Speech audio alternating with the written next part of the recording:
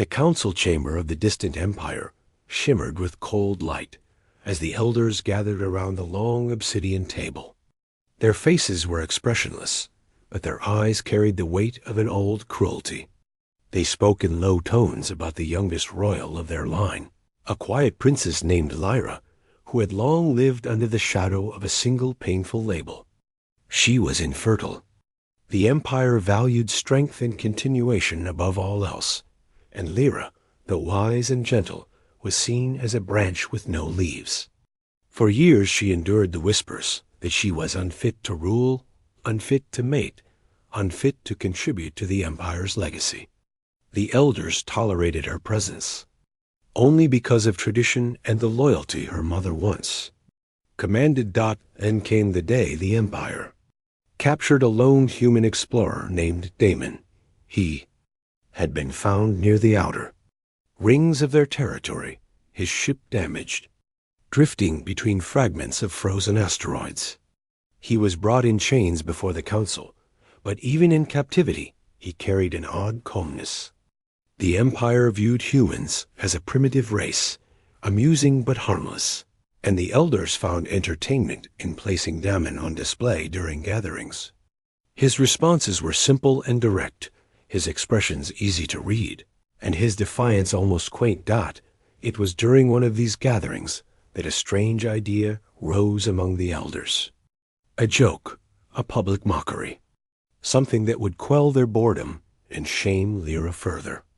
They would give her to the human, not as a companion nor as a partner, but as a jest. They would frame it as a ceremonial offering, claiming that perhaps a primitive species would be less disappointed with an infertile princess. The idea spread like smoke through the chamber. A quiet laughter rolled over the table as the elders sealed the decision. Lyra heard of the plan only when the ceremonial guards approached her quarters. She stood still as they informed her, her heart tightening but her face calm. She had felt humiliation many times, but this was different. This was not just a whisper in the corridor or a cold glance during a feast. This was public. This was intentional. For the first time, she felt not sadness, but a mix of anger and resolve. She followed the guards through the golden halls and into the chamber where Damon was kept. He was sitting on a platform with his hands bound behind him, observing the architecture with steady eyes. When the guards entered, he looked toward them and then at Lyra. She met his gaze without speaking. The elder leading the ceremony raised his hand and announced that Lyra would now belong to the human as a companion for his remaining days. The audience laughed softly, expecting discomfort or outrage from Damon. But Damon only looked at Lyra, then at the elders, and replied with a calm tone. He would accept her presence not as a trophy, but as a fellow living being who deserved respect. His answer unsettled the elders. It was not the spectacle they wanted. Yet they followed through, releasing Damon from his restraints and placing Lyra beside him before dismissing the crowd. That was the beginning of their unexpected journey. Damon was assigned a small chamber near the outer gardens, meant to be a temporary holding space. Lyra was told she could remain there and observe him, though no one expected her to do anything more than endure the embarrassment. But she walked beside Damon silently, her steps graceful and controlled. When they reached the chamber, Damon looked around with curiosity. Lyra stood near the window and watched the bioluminescent plants sway outside. A long quiet settled between them until Damon finally spoke. He introduced himself.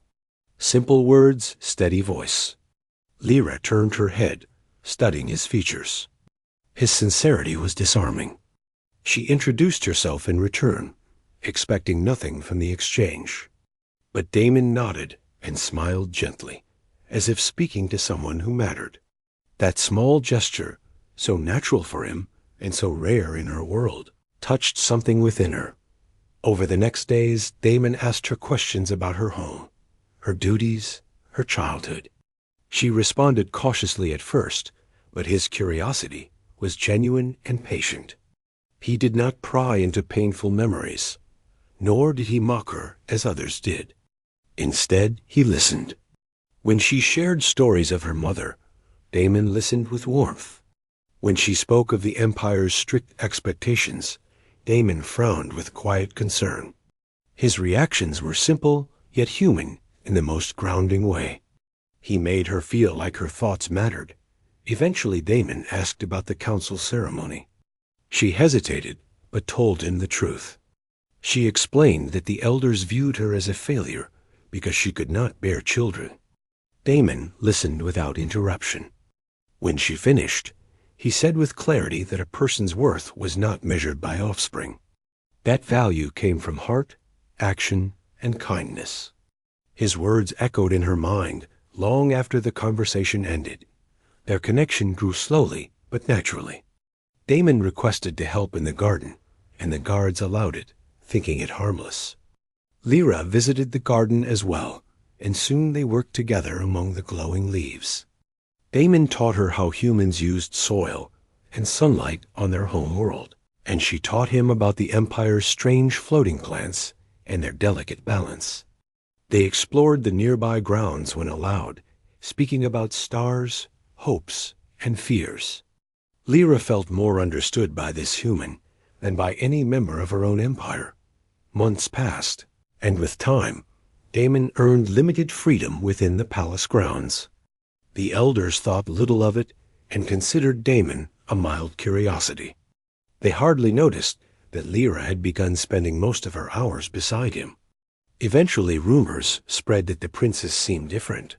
She walked with renewed grace, spoke with greater calm, and held her head high. She no longer avoided gatherings. She no longer feared whispers. Something within her had awakened. Then came the council's inspection day. The elders summoned Damon and Lyra to stand before them. They expected the same old spectacle, something amusing. But when Damon walked in, Lyra stood closer to him than before. Her shoulders squared, her gaze firm. The elders questioned Damon about his time with her, and he answered honestly that she was intelligent, that she was kind, that she was stronger than they ever gave her credit for. His praise was simple, but it struck the chamber like a quiet storm. The elders dismissed them, more annoyed than entertained, but the seeds of change had begun to sprout. Not long after that, an unexpected event shook the empire. A dormant relic, hidden in the deepest vaults beneath the palace, activated for the first time in centuries. It was a crystal of ancient origin, rumored to influence the very essence of life. It responded only to strong emotional bonds, and none had awakened it for generations. When guards rushed to the vault, they discovered the relic glowing brightly as Damon and Lyra stood near it. Having been drawn there by a sudden tremor in the structure, the crystal pulsed with vibrant energy, and a wave of warmth spread through Lyra. She felt an unfamiliar sensation in her chest, like a faint spark. Damon held her steady as she breathed slowly, feeling something shift inside her. The relic dimmed only after several minutes, leaving the chamber silent. The guards escorted them away. Confused and alarmed. In the following days, Lyra experienced subtle changes in her body and mind. She visited the healers, who examined her with disbelief. The ancient relic had not only awakened, but had altered something fundamental within her. The healers announced the impossible. Her infertility was gone. She was capable of carrying life. The palace erupted with stunned whispers. The elders demanded answers, but the healers could only repeat the truth.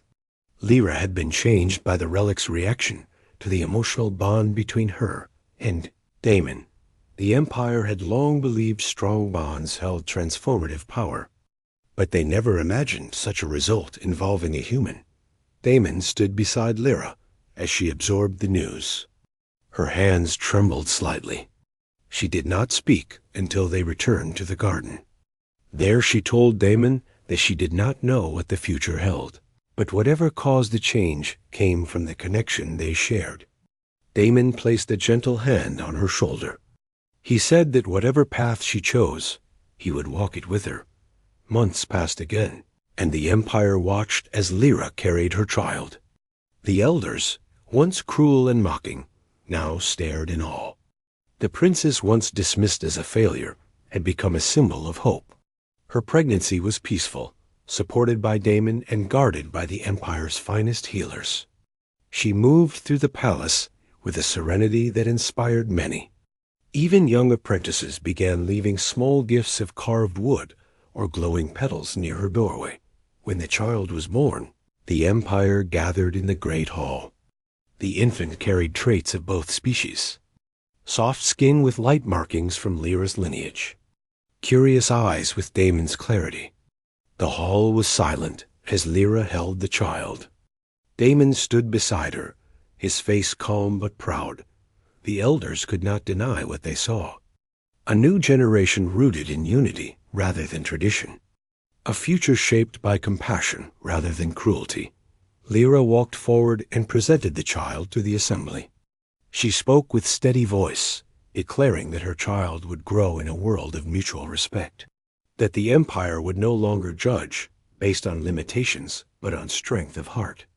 The hall erupted in applause as citizens embraced her message. Later that evening, as the sun set behind the palace towers, Lyra and Damon stood on the balcony overlooking the gardens.